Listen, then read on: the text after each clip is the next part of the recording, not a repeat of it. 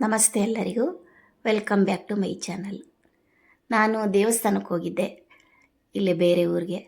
ಅಲ್ಲಿ ಕಡಲೆಪುರಿ ಮಾಡ್ತಾಯಿದ್ರು. ಎಲ್ಲರೂ ತೊಗೊಂಡ್ರು, ನಾನು ತೊಗೊಂಡು ಬಂದೆ. ಹಾಗೆ ಇಟ್ಟಿದ್ರು, ಯಾರೂ ತಿನ್ನಲೇ ಇಲ್ಲ. ಸರಿ, ಇದಕ್ಕೊಂದು ಸ್ವಲ್ಪ ಖಾರ ಹಾಕೋಣ, ಹಾಗಾದರೂ ಖಾಲಿ ಆಗುತ್ತೆ ಅಂದ್ಬಿಟ್ಟು ಸ್ವಲ್ಪ ಖಾರ ಹಾಕೋಕ್ಕೆ ಎಲ್ಲ ರೆಡಿ ಮಾಡ್ತಾಯಿದ್ದೀನಿ. ಹಾಗೆ ಒಂದು ನಿಜ ಕತೆ, ಜೀವನದಲ್ಲಿ ನಡೆದ ಒಂದು ನೈಜ ಕತೆ. ಸುಮಾರು 76ನೇ ಇಸ್ವಿ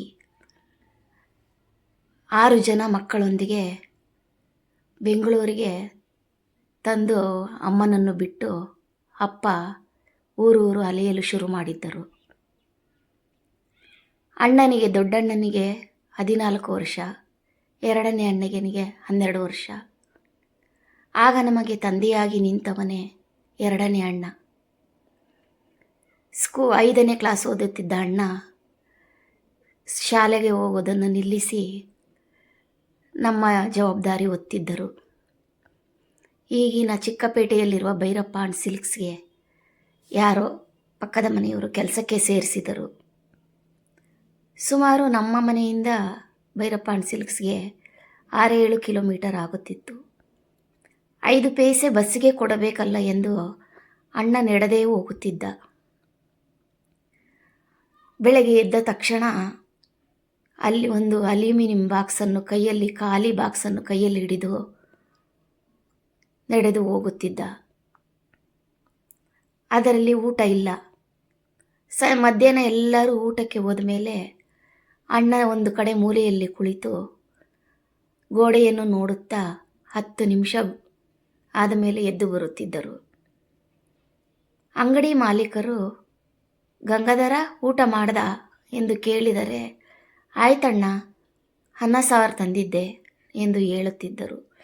ಎಷ್ಟೋ ದಿನಗಳು ಅಣ್ಣ ಹೀಗೆ ಉಪವಾಸ ಇರುತ್ತಿದ್ದರು. ನಮ್ಮನ್ನು ಸಾಕಲೆಂದು ಆ ಜೀವ ಉಪವಾಸದಿಂದ ಹೋಗಿ ಬರುತ್ತಿತ್ತು.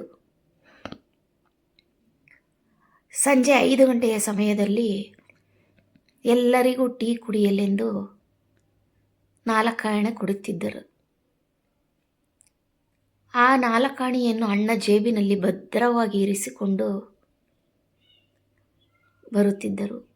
ನಾವು ಸಂಜೆ ಅಣ್ಣ ಬರುವ ದಾರಿಯನ್ನೇ ಎದುರು ನೋಡುತ್ತಿದ್ದ ಎಲ್ಲ ಮಕ್ಕಳು ಮತ್ತು ಅಮ್ಮ.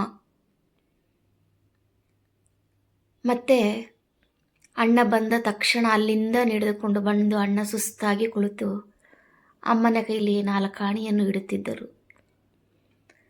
ಅಮ್ಮ ಆ ದುಡ್ಡನ್ನು ತೆಗೆದುಕೊಂಡು ಹೋಗಿ 5 ಪೈಸೆಗೆ ಹಾಲು, 5 ಪೈಸೆಗೆ ಟೀ ಪುಡಿ, 5 ಪೈಸೆಗೆ ಬೆಲ್ಲ, 10 ಪೈಸೆಗೆ ಕಡಲೆಪುರಿ ತರುತ್ತಿದ್ದರು. 6 ಜನ ಮಕ್ಕಳು, ಅಮ್ಮ 7 ಜನಕ್ಕೂ ಟೀ ಮಾಡಿ ಅಮ್ಮ ಅರ್ಧ ಗಂಟೆಯಲ್ಲಿ ಎಲ್ಲರಿಗೂ ಸಮನಾಗಿ ಕಡಲೆಪುರಿಯನ್ನು ಕೊಡುತ್ತಿದ್ದರು, ಒಂದೊಂದು ಗ್ಲಾಸ್ ಟೀ ಜೊತೆಯೊಂದಿಗೆ. ಎಲ್ಲರೂ ಆ ಕಡಲೆಪುರಿಯನ್ನು ಟೀಯಲ್ಲಿ ಹಾಕಿಕೊಂಡು ತಿನ್ನುವುದು ನಮಗೆ ಆ ದಿನದ ಊಟ. ಎಷ್ಟೋ ದಿನಗಳು ನಮಗೆ ಕಡಲೆಪುರಿಯೇ ಊಟದ ಸಮಯ ಆಗುತ್ತಿತ್ತು. ಊಟವಿಲ್ಲವಾದಾಗೆಲ್ಲ ನಮಗೆ ಕೈ ಹಿಡಿದ ಇದು ಕಡಲೆಪುರಿ.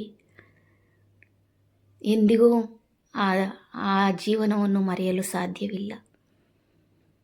ಅಷ್ಟು ಕಷ್ಟದ ದಿನಗಳಲ್ಲಿ ನನ್ನ ಎರಡನೇ ಅಣ್ಣ ನಮಗೆ ತಂದೆಯಾಗಿ ನಿಂತ ಆ ದಿನಗಳನ್ನು ನೆನಪಿಸಿಕೊಂಡರೆ ತುಂಬ ದುಃಖವಾಗುತ್ತದೆ. ಕಡಲೆಪುರಿ ನೋಡಿದಾಗೆಲ್ಲ ನಮಗೆ ಆ ದಿನಗಳು ಜ್ಞಾಪಕ ಬರುತ್ತೆ. Thanks for watching. ಮತ್ತೊಂದು ಹೊಸ ವಿಡಿಯೋದೊಂದಿಗೆ ನಿಮ್ಮ ಮುಂದೆ